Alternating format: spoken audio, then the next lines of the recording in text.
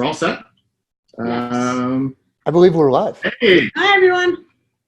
thanks everyone for tuning in to the third live chat in our new series, The Ins and Outs of Social Learning. Here we are back again. With me today is Noah Geisel. It says here, well-respected member of the badging community. I think the badging community is where I would like to go with this. And Dr. Julie King. Hi. Chief Learning Officer here at Participate. We have Jane Violet, our head of our marketing, is kind of behind the scenes here, making sure that we're not swearing. And we're going to do our best, Jane. I'm Mark Otter from Participate. And I'm pretty stoked here today. I know. It's like one of our favorite topics. It is. We talk about it a lot. We talk about it a lot. And it's always a great day when we can chat with Noah. Yeah. So love talking badges. Love talking with Noah. It's like fantastic. Well, it's always a pleasure to be with my friends from Participate, and thanks everybody who's taken time out of their busy days all around the world to join us, and hopefully we make it worth your while. Yeah. No, you want to tell us a little bit about yourself beyond being the Grand Poobah of badges? If by Grand Poobah Mark means humble servant, my name is Noah Geisel, and I am a humble servant in the digital badge credentialing community. Within the digital badge credentials world, I co-founded and produce a conference every year called Badge Summit the day before ISTE. This year will be in Anaheim, California. We also do the weekly hashtag Badge Chat, which will be starting back up after its extended summer hiatus here, coming up soon. I know. I can't believe September's over either. And my backgrounds as a high school and middle school Spanish teacher. In 2013, I had the honor and privilege to represent my colleagues in the world language teaching community as the ACTFL National Language Teacher of the Year. And just my days get to be filled with just awesome stuff where we try and change the world with everything from digital badge credentials to digital media and learning and connected learning. Really getting to play a lot in the design thinking sandbox right now to really help people kind of approach opportunities of practice through human-centered design, and just waking up every day trying to change the world. And today's a snow day in Denver. Oh, we saw that. So it's exciting. It's exciting. You guys gave me a good opportunity to not walk out in the snow, so I'm really excited to be here. Wow. And Jane, you are there too. This is your first snow in Denver, right? So that's exciting. Our colleague is there not too far from Noah. And also, I just want to sort of plug Noah in terms of just the awesome work you've done, really keeping our badging community together. And I know there's some folks on this call, and you've done a really good job kind of, especially with that badge summit. So for folks who ever get the opportunity to either come to ISTE or think about coming to a pre-ISTE event, the badge summit is really a terrific place to kind of meet the community. That's been really kind of sustaining a lot of the work, both on the tech side and the implementation side. So we really appreciate all the work that you do, kind of, again, like being a community connector, Noah. So yeah, favorite part of ISTE. Yeah, it actually is. Yeah. He's not just. It's my favorite part too. It's not empty praise. Yeah. Time for me to run for the board. I know. Mark's so good at making himself popular. All right, so we've got a lot of people on here today, Noah. So I think a lot of folks that have signed up, they're interested in badges, but maybe we could just give a quick overview from your perspective. What is a badge? What is a digital badge? That's always a great question, a great place to start. But more and more, I'm kind of even just going to badges being two things, and that is they're all about recognition and storytelling. And in recognition, they just give us this powerful way to notice, name, and credential accomplishments and achievements and skills. And on the storytelling front, it's really just about, for me, we right now have this massive problem in society of not having really great vehicles to tell the amazing stories of who we are as humans and learners and achievers. And that our transcripts are pretty incomplete, our resumes aren't necessarily trustworthy, and digital badge credentials give us the ability, because of the evidence we can attach to them, they give us the ability to not just be this certificate, but to be this story of who we are, what we've done, what we're capable of, and where the kind of transformative nature of digital badge versus badges that we've had going back to logos on samurai helmets and Boy Scout and Girl Scout badges sewn on our shirts. The concept of badging is not new. the transformative nature of the digital badge credential is that we can actually, bake in, we say in this world, a lot of data, including evidence. And so, anything from a testimonial to a Word or a Google Doc or a PowerPoint or a video saying, you know what, if you don't take our word for it that this person deserves this micro credential, click on it, you can validate the evidence for yourself. I think really kind of underscoring the storytelling nature of badges, and I think sometimes that really gets lost. So I'm really glad you kind of started out our conversation today with the power of digital badges being able to do that. So absolutely. Well, understanding that there's some structures for storytelling that have been proven over all ages to be successful structures to telling stories. I mean, is that something that maybe is missing from badges, is like how we structure the storytelling that's inside of those badges? And I think that's really a great question. I also think that that one of my kind of red flags with questions like that in things that are really young on the technology implementation side is that they really quickly have a tendency to get into things like standards and things that, that we say, what, we're agile, we're flexible. One of the great things is we can move. And at the same time, once conversations start going that way, it feels to me anyways, like a lot like laying railroad track. And once rail is laid, it's a lot tougher to be agile and easy to move. And so I'm totally with you that maybe that is one of the things that's missing. And, I tend to I'm really a big fan right now of the wild, wild west of where we are in this space. And one of the things that I think that's one of the powers of where we are right now, because, maybe an article that we can share with anyone attending that David Lesser of IBM Training wrote a few weeks ago. He cites a study from, I'm not going to be able to come up with it, who did the study, but he has the link in the article, talking about how over 80% of the jobs of 2030 haven't been invented yet. And so we're talking, not a decade from now, the super majority of things people are going to be doing every day don't yet exist. And so I get really scared about how much we want to be defining, and standardizing what's important today, when we don't yet even know for what it's important. You know what I mean? Like, what if we're wrong? Yeah, and I think that's always the tension. I think, I can sort of see where the questions are going in terms of just over the last 8 or 9 years that we've been sort of working, I think, collaboratively together around badges, this tension of existing institutions kind of co-opting the technology to kind of essentially replicate, I think. I mean, that's always been my worry, is how it sort of replicates existing credentialing or certificate programs. And we've done some of that ourselves because it's very useful, right? It's a pretty powerful technology to kind of do those existing things really well. And I don't think inherently there's anything wrong with that. It's just the problem is the disruptive nature of badges then gets lost, right? This kind of storytelling aspect, the ability for learners to really show really kind of interesting things about themselves that could then fit into a job we don't know exists or any sort of endeavor that we don't yet know exists. Yeah, I was thinking too, and this was kind of leading up to a question, but I have even at times felt frustration with some, and probably shouldn't, but do, with badges being awarded for come up to our table and we'll give you, a digital badge, and then turning around and having to use that same language to explain to someone why this is a piece of learning that you should be giving recognition for.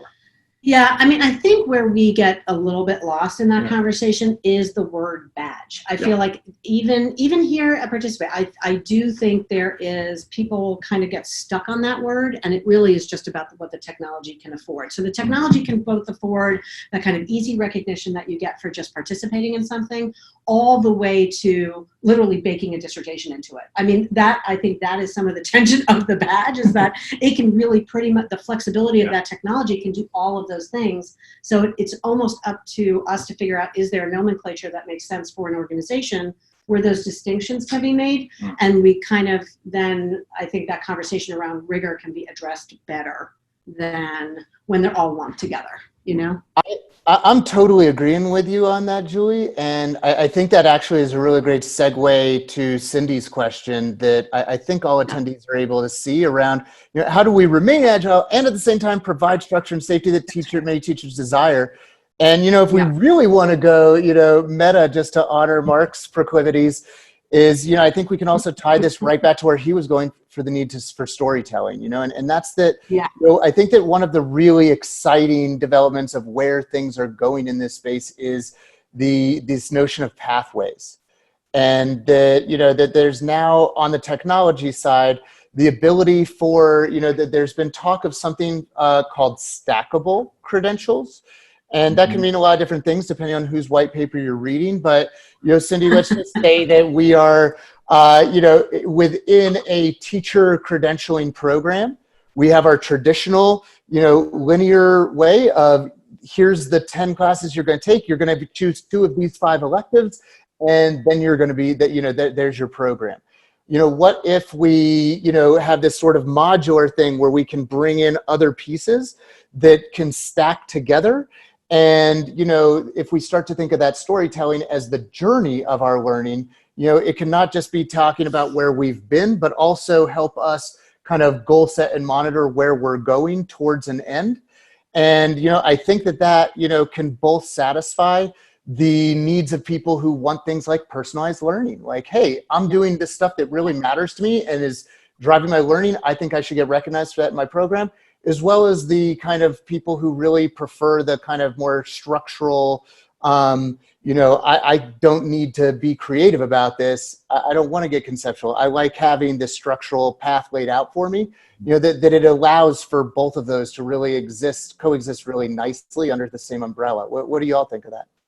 Yeah, I mean, I think that's right. And I think, again, just addressing, and hello, Cindy, I'm so glad you're here, is this very basic idea that the organization, in some ways, whoever is sort of implementing and designing the badges, a lot of it's sort of in designing that structure. So the ability to stay agile or to make it more sort of structured really lies into the goals of that organization, the objectives, and also who's going to be consuming, sort of what is the audience for these badges. And again, if Carrie's on here, we've talked a lot about it at the Badge Summit, like who's sort of consuming those badges. And I think that, again, the storytelling is perfect, because when you're telling stories, in some case, inherently in that is thinking about audience, right? Who is going to actually be hearing those stories? And the other thing about badges, and I think, again, just even plugging and advocating internally, is how do you tag, what is the metadata in that badge to then trigger new opportunities? So some ways, like, here's the story of where I've been and where I am right now, and based on this badge, what might be some opportunities I don't know anything about. I mean, that has always been, even Connie Al at LRNG, that's been that big story that she has always talked about, which is like, how is it a communication device to sort of signal, where can I go from here? Something that might be way into the weeds for some people, but might really excite some nerds is I had the pleasure of being invited to a blockchain in higher education summit recently. And, there was definitely a lot of overlap with digital badge credentials. And there's a company that was brought in by the Department of Education to present on some of the work that they're starting to do. And by the way, from a nonprofit space, they're not a for-profit, because I think that does matter in this specific case, where on the metadata that Julie's talking about, they're going to start to be, doing some training sets on the machine learning, or folks are hearing about artificial intelligence, to where what if we start to, at a data level, understand, which credentials, where the value is, right? Because right now, historically, something from Harvard means more than maybe something from a university that doesn't have the same prestige. And, maybe we think about as a world language teacher, I go and do a study abroad program. I can, maybe there's 25 different options, maybe on, the one day when a school is hiring me to teach world languages, they're able to look at the credentials I earned on my, study abroad experience. And, it actually means something, because there's this value, that's actually within the data that says, I really went for it in my study abroad. I didn't just go, to do something where there wasn't as much value. And I mean, I think I'm just thinking about, when right before the chat started, we were talking about Noah's amazing time in Colombia and the fact that you gave this speech in Spanish. for 45 minutes. I mean, I think in terms of even opportunities for you, the best way, I mean, it would be great even if you just, created that badge on your own, which is like, this really showed an extraordinary competency. And I think there's just been all of this kind of conversation around competencies. So I think this idea of the brand of a place like Harvard or that recognition, I think is going to kind of start to recede a little bit more, where those competencies are going to be more at the forefront. Because I think there's so many employers or different organizations that are acknowledging they just need some more kind of innovative skills demonstration and not just sort of the traditional. So like a self-published badge. Yeah, I don't see why not, I mean, because I think sometimes you might have that on LinkedIn, but I think there could be, again, lots of ways if we really take that storytelling metaphor the furthest, it certainly could be used for that. Yeah. And also, if Serge was on this call, this would be a peer-to-peer. Sorry, go ahead. Or it would be something that I could give you a badge for. Totally. And I think our friend Justin Mason in Montana has talked a little bit about this, and maybe I can dig up an interview with him to give to Jane to send out to attendees afterwards as a follow-up piece for folks who are interested in really exploring what Julia and Mark are talking about there of, how might we say, I did this, just like on our resume, and, even though we're self-recognizing, how might we do so in a way that someone who, doesn't know us, isn't bound by social contract to love us unconditionally like mom and dad, how can somebody else still trust this self-recognition? Wait, what? I guess it depends on who your parents are. Wait, that's part of it?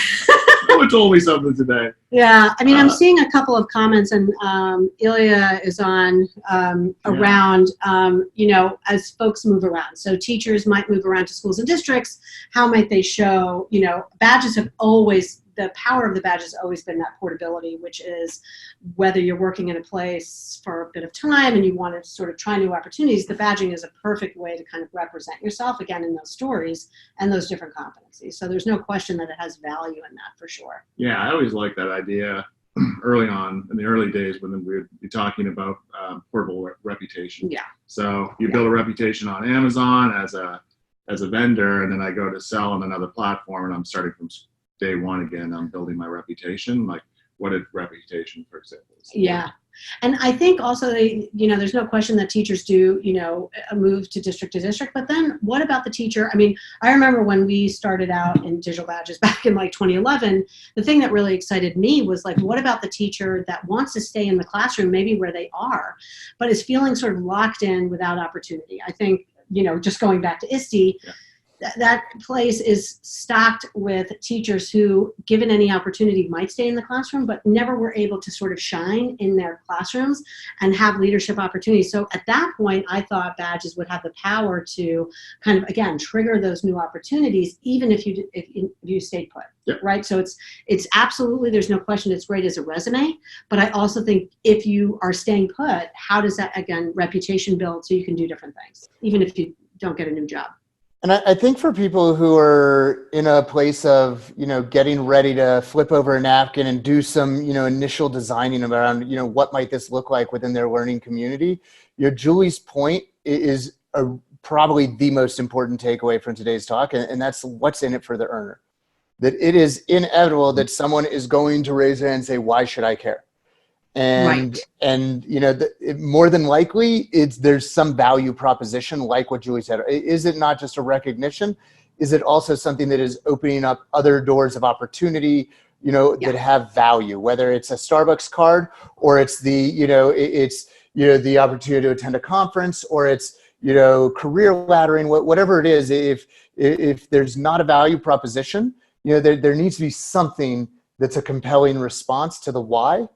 And if not, whatever you're designing, it's probably a really great idea to pump the brakes a little bit and back up and play with that idea. What is the why? And do we feel comfortable, with a straight face looking somebody in the eye and telling them why? And do we think they're going to buy in? Because if not, we forget the technology, forget the design, anything else, like the why. Without that, it's going to go to the, flavor of the week graveyard. Yeah, and I mean, I know when we've talked to even at Digital Promise, talking to different teachers about why they would earn a micro-credential, right? So that, there's a bunch of things on Participate on different platforms like Digital Promise where you can grab those badges, right? So the issue, and again, just getting back to that consuming part, Right. I think, where is the value for the teacher? And again, that comes down to the institutions in which they work. So we've spent a lot of time in the badging community on the issuing side. So Participate can issue these badges. You can have amazing learning opportunities and show that. Digital Promise has certainly done the same, and there's so many others. The entire city of Chicago has done that. Where there has been barriers has been on the learner side, which I think is the irony, because the whole thing about digital badging was empowering the learner. So it's really, what is the value for that teacher? Again, getting to Cindy's, like, the teacher's like, why should I bother? How might that badge for any sort of PD or learning experience trigger, like going to ISTE, trigger, it doesn't always have to be extrinsic, but it's like, how does that really show that reputation and elevate them in their career? So do you feel like enough emphasis has been placed on the consumption? Like the unpacking of the badges, like somebody has to give that recognition. That's right. So we made it easy enough because Cindy's point is one well taken, and having been in the classroom as well. Absolutely, you can just imagine the sort of resistance you're going to get to something like this on the learner side or the earner side. Yeah.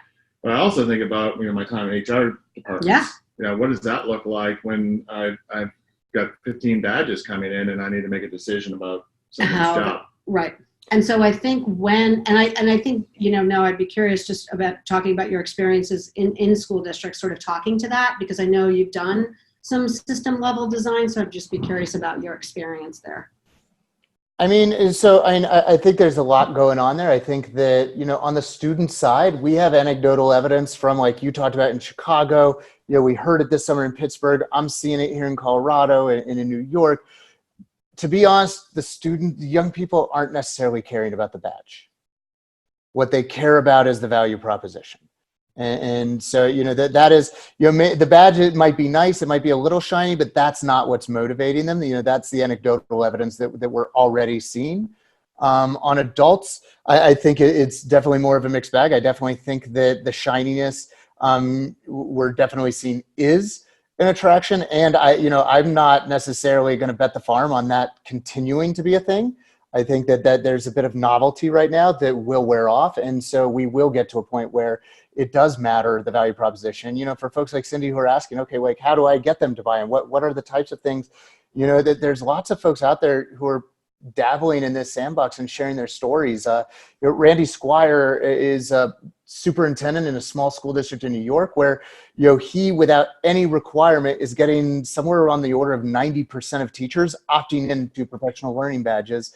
And it's 100% because of the value proposition that, there are opportunities, and some of them are totally, not change the world, extrinsic stuff of, hey, you know what, like, I'll come, teach your class and give you a half day to go do whatever you want. But other things might be more on the order of, hey, if you get credentialed in these specific skills around, ways to powerfully use a Chromebook in the classroom, that's going to bump you to the front of the line for as we're ordering classroom sets of Chromebooks in our district, right? There's people who are doing stuff at a really high level to where it makes it a bit of a no-brainer for, like, I want to do this learning.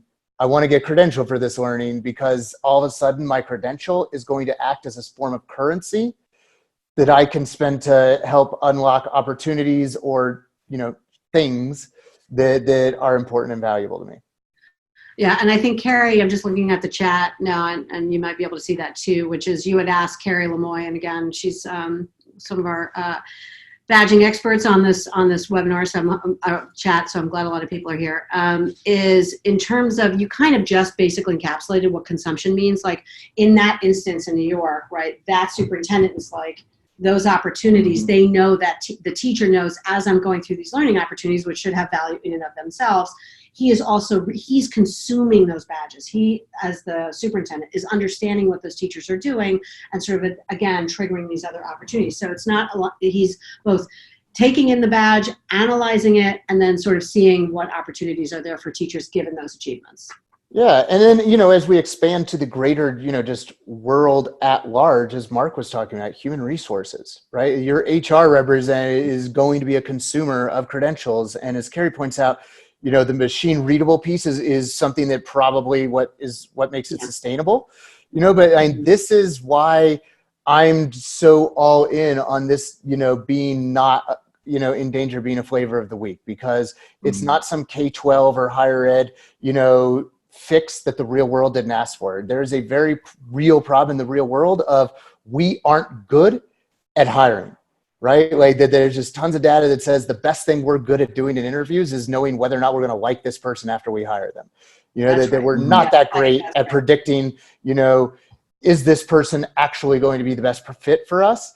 And, that all of a sudden with micro-credentials, we have this way that kind of takes this human error of judgment out of it and helps us start to skill just at a skill level, right? Or other competencies, who do we know objectively is right for this in a way that's blind to gender, last name, race, that's a great right? And so there's point. just a huge equity play that is just, just so hugely powerful, especially in HR, right? Because how often have we been in rooms where there's a new opening and we turn to each other and say, do you know anybody who'd be good at this? That's right. And you know what? The inherent issue with that is that who we know is in that room are the people who historically have been privileged to be in that room. And so, if we limit it to who we know, the room continues to look a whole lot like who's already there. And that's a problem.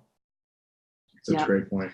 That is the point. And I'm looking at this whiteboard actually in this room that I'm sitting in, and some of the thing that's really interesting about this is it's that personalization piece. So it's not only that equity play, being able to demonstrate something that may be out of the box, which again is why Chicago's always been such an amazing use case in terms of the City of Learning and the Chicago Learning Exchange, is how can we give these opportunities for essentially learners who have not been served well in formal educational contexts to really show something very different and be able to get those opportunities that might not be there for them otherwise. And certainly that community has been talking about that for a long time, but still really making sure that, again, who's ever consuming that the learner really understands that relationship and that the badge is really a conversation piece. And too often it becomes the end of the process as opposed to the beginning of the next process and as sort of a point in a journey. And I think we're always fighting against that, and we just have to keep fighting against that. I feel like you just quoted closing time.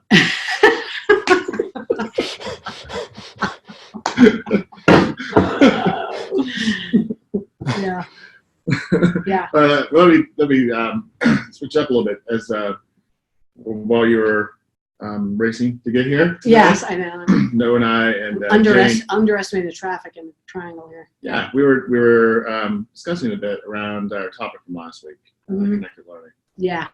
And Noah had been, well, maybe Noah, you can just kind of restate again what you were working on around connected learning, and maybe we can tie that together with the conversations that we were having last week. Yeah, for sure. I'm totally happy to do that. I'm teaching a class at University of Colorado Denver right now called Digital Media and Learning. I mean, folks are familiar with just the DML that actually Open Badges have really kind of been born out of. That's really what this whole class is about. And Mark was sharing that he and Julie were having a conversation already about connected learning. And we actually, in my class 2 weeks ago, were using the framework for connected learning that the DML produced with some folks who are out of the MIT Media Lab, if folks have heard of that. And maybe we'll see if a link that I can drop in here will work for people if they are interested. But, I think that when what Mark and I were talking about, when you look at, and folks, if that link does work, I'm on page 12, where there's this kind of connected learning framework that just talks about, at a high level, it's about peer supported, interest powered, academically oriented, production centered, shared purpose, openly networked. Everyone can participate, lowercase, not trademarked.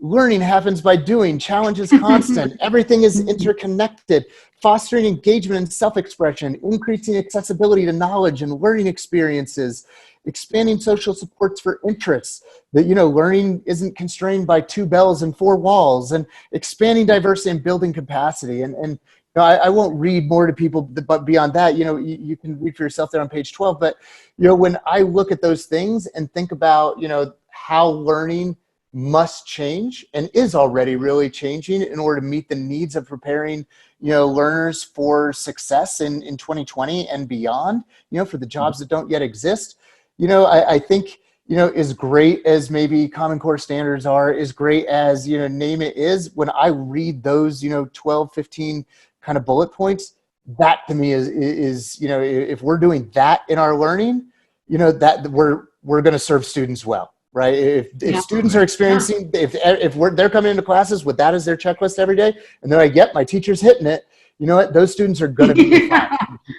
Yeah, exactly. And I think, Cindy, I think it's really good, your voice here, which is, you know, the sort of real world in there, because, you know, you're with some folks that are very passionate about this, because when you can see the opportunity, the thing that, why hasn't it caught on? I will pose this to Noah. I'm sure everyone's heard me pontificate about why I think it hasn't caught on, because I usually have my political science brain on when I know why it hasn't caught on. I do think there's institutional resistance to it, is the short answer. I don't know, Noah, in your experience in different sort of settings where you've been working on badges, whether it's whether it's in the Denver area, in Aurora, or other areas, like where do you feel like, where is that resistance coming from in your view?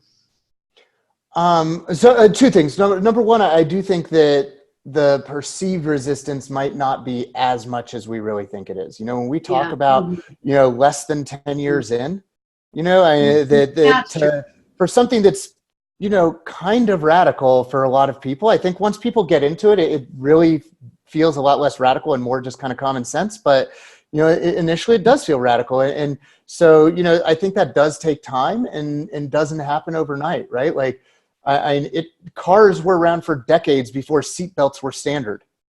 You know what I mean? Like, that was like this radical thing to convince car companies to install seatbelts. And so, you know, if it takes us more than 10 years for you know, digital badge credentials to be widely, you know, adopted, I think that that's maybe not necessarily a sign that things are hugely slow. You know, that said, I do think that the factors that go in, I don't think it should be, we can underestimate just how busy people are. Time, right? I mean, it's new. And there's very few people I know whose plates, you know, have a bunch of extra room on them for new things. And so, you know, part of it is not just digital badge credentials, part of it is just bandwidth and capacity to take on new things. Part of it is going to be just implementation. You know, that a lot of people's implementation is not with a user-centered approach. I think that when we start with our user and we take an iterative approach and start small and grow bigger, that, you know, things tend to be, we tend to see a lot more decisions that stay made.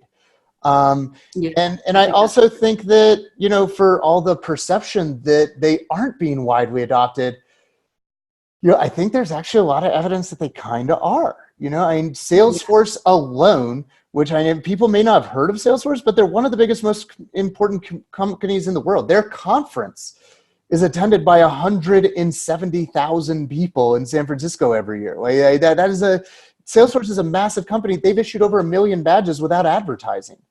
Their users are coming and getting badges because they know they want and need them. You know, IBM, I think, is an amazing use case of. Yeah, I mean, IBM is an amazing use case. Walmart and Amazon are starting to issue badges internally to their employees. You know, at Badge Summit, we had a presentation from the National Hardwood Flooring Association. Less people think it's just tech companies that are doing this. You know, the Hardwood Flooring Association, for people who, you know, probably a lot of their, you know, members, you know, aren't techies, right? And I just completely randomly was at a Denver brunch and, you know, over mimosas, met a person across the table who sells glue, you know, adhesive in the hardwood flooring industry. And so I asked him, you know, they're talking this up. Is this a real thing? Have you heard of it? He said, oh man, you have no idea. It's huge. You know, these people don't have college degrees. They got tattoos. They're big. Yeah. They are giddy. They're like 14-year-old social media girls to show me on their phone the badges they've earned about hardwood flooring. And so, you know, we are seeing it, you know, take up and be adopted. It's not, you know, yet ubiquitous. You know, I think it is, though, you know, kind of a slow and inevitable march to ubiquity, though. And so, you know, I think there's a lot of folks who do feel a little down. I also think that there's a lot of reason to be really excited for where we are. There's somebody at the University of Maine whose job title at, I think, the dean level, has digital badges in it.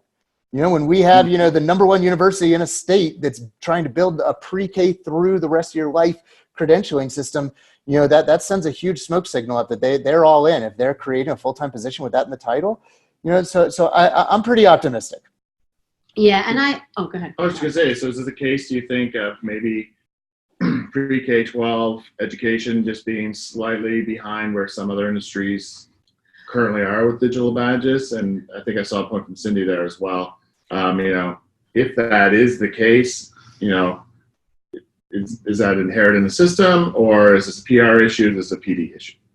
I mean, I think it may be a little bit all of the above. What is this? There's a couple of instances, Cindy, and I think we may have mentioned it before, but definitely Competency X. If you're in the state of California, you really have to check out Competency X. Yeah. If you need, and honestly, just take a tour of it if you're in the Southern California area. So please, if you're in California, I think they've done a really amazing job. And that, again, is an ecosystem. I think I think collectively can't stress that enough, that it's part of, for schools to take advantage of it, it does have to live in an ecosystem. And I also think it's got to be a place, if we're talking about, it's different implementing badges for students and getting teachers interested in that. I think there are some interesting use cases around how you use badges just in the normal curriculum, right, where you're triggering opportunities for students within the school itself. Most of the successful instances we've seen is when the community and the school is taking a connected learning approach, and they are seeing community stakeholders as part of the school, right? So they're not just talking about the building, because the badges really can fuel a much more connected learning ecosystem. So that's where I think those instances have been much more, successful. And also, based on, by the way, that connected learning report that Noah posted is one from 2013. I do urge everyone to read it, because I think sometimes that, we sort of sometimes reinvent the wheel. So just know that that is still very relevant. And the Connected Learning Alliance is the new DML. So that's Connected Learning Alliance, and we can post those. And we did actually at the last live chat, and there will be another Connected Learning toolkit that actually Sam Dyson's going to be putting out, supported by the Chicago Learning Exchange. So we're going to try to get Sam on, stay tuned. We're going to try to get Sam here on a chat in the next coming weeks to talk about that new toolkit, but it will very much build on that 2013 report. So Cindy, again, check out this link from CLA Alliance. What's nice is that the DML, even after that funding, is continuing that connected learning work. And just not to forget you, Carrie, I agree, open badges need more financial support. So there's some groups like the Lumina Foundation, IMS, trying to figure out these funding models, because there's no question that I know Badger, different companies are really trying to hold the candle in terms of the technical development of open and digital badges, but it could use a little more financial love. That's very true. Yeah, absolutely. Yeah. I saw a comment come through from Ghana. Yeah. Super cool. Wow. Which I don't know if I've ever shared this with you, Mark, but the Ghana Empire is one of my favorite empires of all history. Right up there with Mali. The Ghana Empire is a really amazing thing, so I'm really excited that Ba is with us.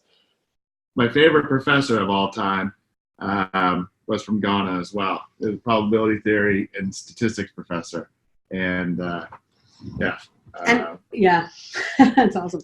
I think, Robert, I think you're also bringing up something really interesting here, which is, again, the power dynamic. And honestly, this is why I've been always interested in technology in schools in the first place. And I think badges is what excited me about it, is that it's fairly disruptive, right? So if you have a very hierarchical system, and schools are like that, right? So some of the resistance from schools and communities is because of that hierarchical nature.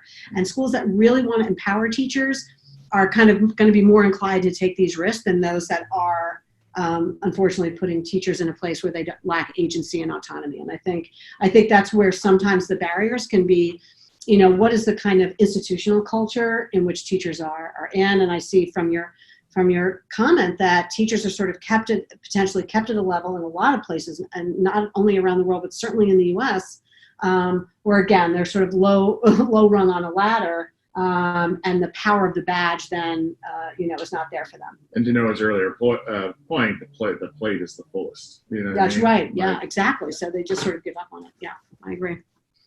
And I do think there are opportunities just on that full plate thing, and going back to that idea of recognition, is that some of the best, implementations that I see in, the K-12 learning space is where we can synthesize it with work that's already happening.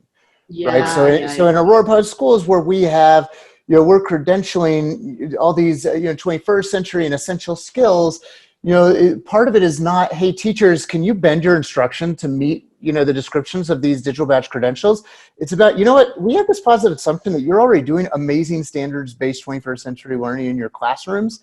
How might we crosswalk the credential to tell the story of the learning that's already happening in your classroom? Because at the end of the semester, there's going to be a report card. There's going to be this like single letter grade or a number that, supposedly tells the story of what the student's doing in 9th grade literature.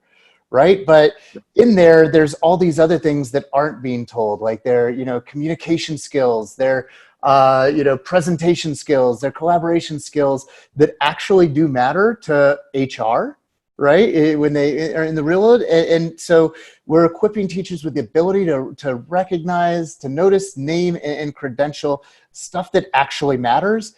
And then, there's this whole ownership piece that I know Carrie's really passionate about as well. That the student then owns this credential. Once they have it, it's theirs. Nobody can take it away from them. They can take it and use it and share it to tell the story that they want to whom they want. Yeah, I'm reading Randy's comment around this institutional piece, part of the change management process that has to happen. Incentives are important, and so is the grain size of the learning behind the badge, which is just a container, right? Mm-hmm. Right out of Mark's mouth. Or it had to be demonstrated and earned as the educator. A lot of badging is still very much input measurement. It's interesting. I wish you could talk more about that. And that also causes hesitation in the market. I'd love to, Randy, if you want to post a little bit more about what you're thinking there, I'm curious about what you're thinking there. Because I think you're right. I think the grain size of the learning, I think how that maps onto other things, I think we're kind of thinking about that even within Participate credentials, which is we're really trying to really explore the role of the digital badge or the credential within a community of practice. So connected to our earlier conversation around connected learning, how can those credentials or badges within a community of practice play out? Like, how does that sort of show?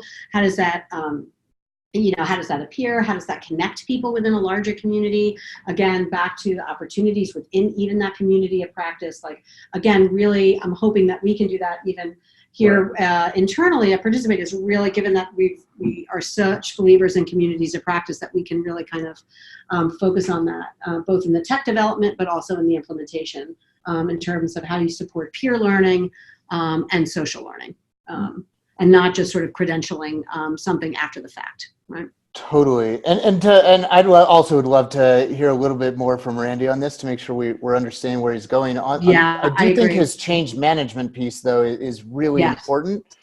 That it is change. And, one of the really important things that real important lesson learned that I've, had to experience the hard way is just who's at the table and when. That a lot of stuff in a school district in digital badging is, just because it makes sense, is going to maybe start out in the ed tech office, right? And who that's going to really cause issues with down the road is IT.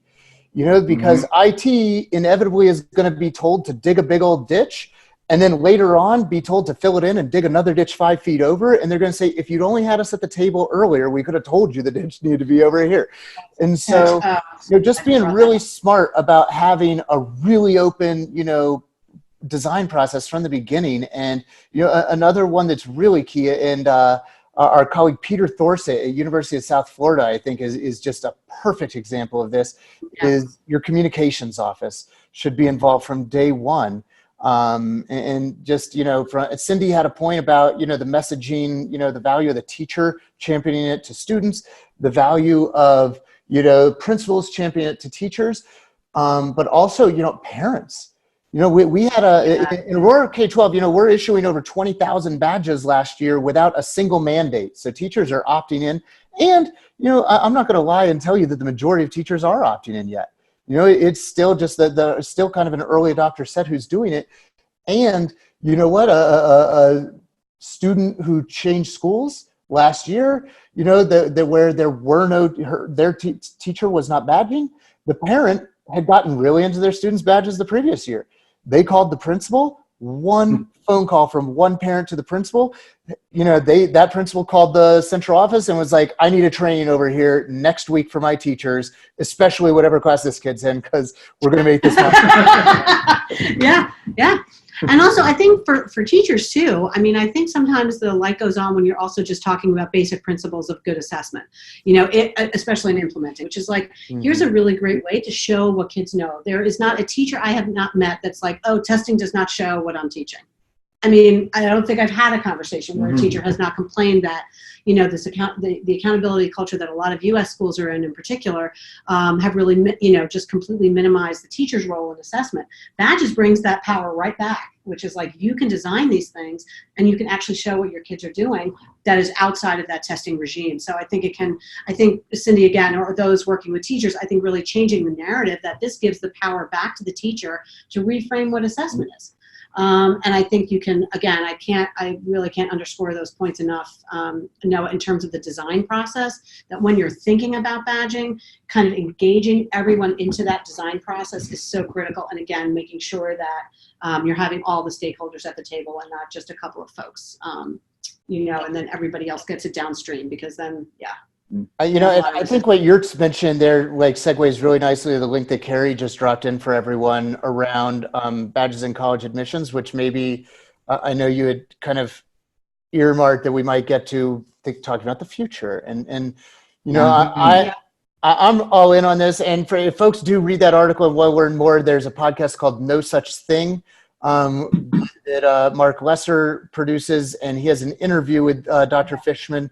That's a really amazing interview that I highly recommend to everybody. But, you know, this is something that I'm really excited to see being talked about, especially at a, you know, major university, because this is something that from my first days of badging, you know, this was my kind of Nostradamus prediction of when we know it's arrived, and that for me it had to, and that's college admissions, because, you know, in the United States, we know we're not good at it. We know that there's a whole lot of inequitable practices going on, you know, with things like just you know, prestige of schools, the outweighed, you know, maybe influence of U.S. News and World Report high school ranking on college admissions for students from those schools versus other schools. You know, that things that are happening in the legal landscape in the United States that are going to make it, you know, really close to impossible for colleges to build really inclusive, you know, student bodies. And I really think that college admissions, you know, using digital badge credentials is going to be one of the right answers to how we get to a place of, you know what, this school, you could go wash the teacher's car and get extra credit and get an A in biology. So maybe that A in biology doesn't mean that much to the admissions process.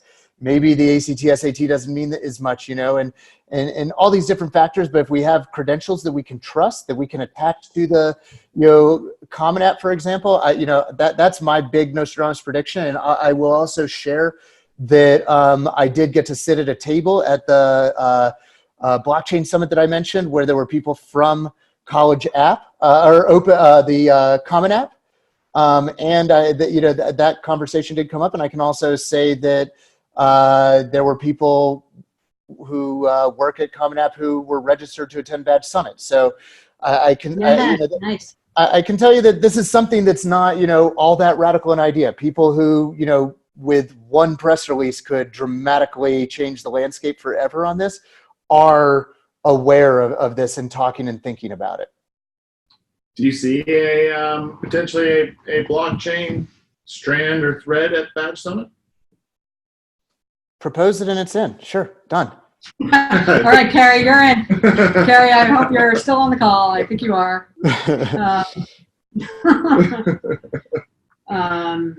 Yeah, I mean, I think the ways in which, you know, and again, Carrie's involved and Noah too, just in different conversations around the sort of idea of sort of distribute, Right. you know, the own, it always, there is this connection with how do people kind of own their own data, right? How do they own all of those kind of demonstrations of their own learning? And I think these conversations are definitely connected, and I think that's where blockchain comes in, for sure. Well, this is such a great conversation, and I'm really excited about that Common App thing. After having just been through the process with my son, who's now in college, I think I could really see how that technology would have helped him demonstrate a whole bunch of stuff. He was involved in this whole community around restorative justice to undo kind of the ways that suspension was happening and unequally across groups of students. And there were so many different evidences of that work that he could have shown that he couldn't do it. It was just basically a paragraph in an essay. And it's just, there was no way, the power of what those kids did in terms of changing those practices, like it just was not, you know, writing was not good enough. You know, really any college admissions officer will tell you that the essays just, that there's like 3 different college essays and they know within the first couple sentences which one they're reading.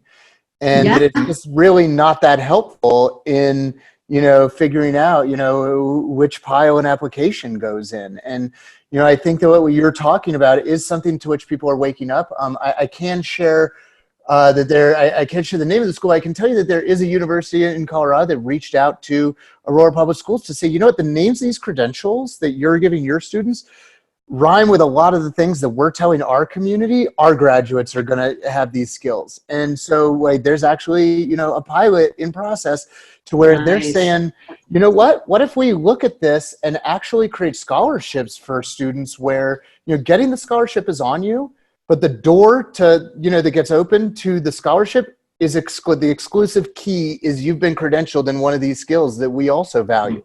And so for students who are wondering, why should I care? Scholarship that's only available to people who have this badge, like that's a pretty compelling response. And, you know, one of the really neat things that happened in the kind of beta, if you will, of this is, you know, the folks very high up at this university, and the president of the university was on the debrief call of this saying, you know what, looking at this one student in particular as evidence, you know, this is a student who, looking at all the other GPA, test scores, attendance, this is not a student who would get in here. That's right. We would predict would succeed here. We looked at the credentials that this student has earned and the evidence, and we're now having conversations internally about, you know, do we need to be looking at a more 360 holistic admissions process because this student totally belongs here, but our existing, you know, process would never open the door to them. And maybe it's not about a, you know, $500 book scholarship. Maybe it's about wraparound supports to say you belong here. This is going to get you in the door. Here's your scholarship. And, you know, because of some of these other things that normally we would have prevented you from getting here, you know, we're going to make sure you have a mentor. We're going to make sure that there's these other kind of wraparound supports to make sure that you're still here as a sophomore. Yeah, I mean, there's just no question. And I think the timing is now too, just because of the whole kind of explosion of the distrust in the whole college system because of all of these recent scandals. So, you know, how better to build trust than to have a system which is like, this is the kid that's actually doing it, not their mom, and again, giving these opportunities to non-traditional learners. There's no question about that. And especially a number of non-traditional learners out there, adults at every age, right? You know, the idea for even colleges, and they know this, that the 4-year high school kid applying to colleges, that can no longer be, it's not sustainable for many, many universities out there. They have got to start making it more accessible to non-traditional learners at all stages of life. And I think the badge is the perfect way to kind of create new admission procedures, you know? Well, I think we've got Steve Hargadon coming on our next show on the 24th. And I don't know if you've seen Steve's recent work on the game of school. But man, it is, when it's laid out the way Steve does such a great job of laying that out, you know, to your point on those 3 types of essays, it becomes really obvious that this is a game, it's a game. And some people have some real advantage in playing this game. That's right. Right. Yeah.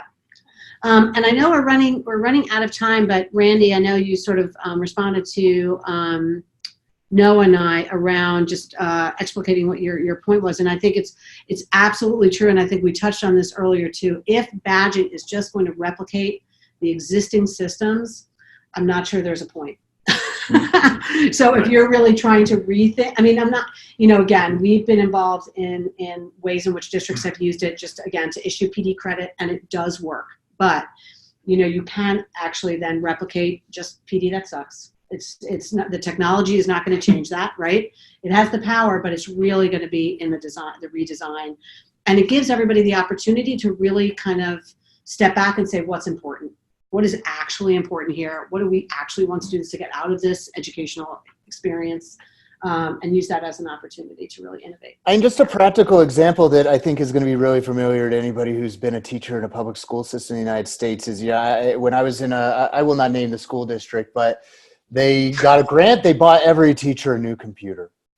And part of it is part of it was you had to attend this training, this 2-hour-long training. It was at school, and it was one size fits all. And it was, literally there was like 10 minutes about like, don't have a glass of water or coffee too close to the computer. Like that was one of the things that you had to do for professional learning.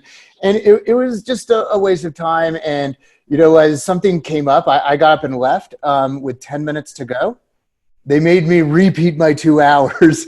They wouldn't let me keep the laptop. To get the laptop, I had to go back and do another to repeat the exact. But I mean, that's just, and that's just infantilizing. What if they would have said, you know what, if you already know not to spill water on your laptop, here's this other thing that you could do to do professional learning to help us know that you're not just getting this thing for email and YouTube watching, but to help power transformative learning in your classroom. There is this kind of opportunity for personalized learning, differentiated learning, and to credential it to, I think Cindy's point, at a granular level, that it doesn't have to be this big, huge summative thing, that we can piece together. Here's, you need to have a total of 10 things, and here's 100 of them to choose from. Build your own stack to get to 10 of something meaningful that's going to help power learning in your classroom. Yeah. Absolutely. Agreed. And I, again, I know we could keep this. talking all day, because the other thing I want to touch on, so we may have you back now, is really the portability of badges between platforms, but we will address that another day, and maybe drag Nate onto this call and Carrie again. And but making sure that, again, we sort of really talk about the portability of these things, particularly as people are earning badges in different systems. So we can save that for another conversation. Where are you going to be? Where people will be able to find you? On Twitter at SeniorG? At SeniorG on Twitter is the easiest way to reach me, to be quite honest. I blog at medium.com/@SeniorG. My email address is puravidanoah@gmail, but I'm really bad about email. So if you don't get a response, just email me again. It's not personal. But honestly, if you want to get a hold of me, Twitter's my wife sends me direct messages on Twitter because I'm terrible at email, I'm terrible at text. I'm dramatically overcommitted. But I'm also just really excited to connect. If you're doing work and that I can help amplify and celebrate and spread the word about, please, that it is my pleasure as a kind of community organizer and servant of this community to do that. And as far as physically where I'll be, if you're a language teacher, ACTFL is the biggest language teacher conference in the world. Probably it's happening in Washington, D.C. the third weekend in November. I'll be out there, and if you want to do something that totally won't change the world, have a live stage show that Saturday night if you want to come laugh and have a good time with us. And other than that, I'm in Denver, I think, for most of the rest of the year. But if folks want to work together, give me a call or Twitter me, and we'll connect. I'll tweet I'm going to Twitter you, Noah. We'll come out and we'll work together. Yeah, I can encourage people more to follow Noah on Twitter. You do such an amazing job of modeling how Twitter. You would love everybody to use Twitter. You're one of my absolute favorite people to follow on Twitter. Oh, thank you. Anyway, we really want to thank you again, and just again mindful of the time. So what's next, Mark? October 24th, as I mentioned, the national treasure, that is Steve Hargadon, will be joining us. We'll talk the game of school. We'll talk about education communities as well. And then hopefully we'll be hoping to have some updates on new guests, but hoping to get some folks from the Connected Learning Alliance on here so that we can talk more about that. Yeah. And then Julie's at Julie Kane on Twitter. I'm Mark at Mark J. Otter, or Mark Jotter. That works as well. Mark J. Otter at Mark Jotter. We're at Participate. Love to see you on the Twitter as well. Yeah. And hopefully we'll see you again. Look forward to seeing everybody on the 24th. But Noah, thank you so much. Yeah, Noah, seriously, thank you. Yeah. Thank you for having me. I love hanging out with you guys. And thank you to any of the attendees who are here live or watch this asynchronously for taking time out of your busy lives to learn and share with us. And I hope it was worth your time. Yeah, absolutely. Thank you so much. All right. All right, everyone. Good to see everyone. We'll see you in a couple weeks. Take care. Bye. Bye.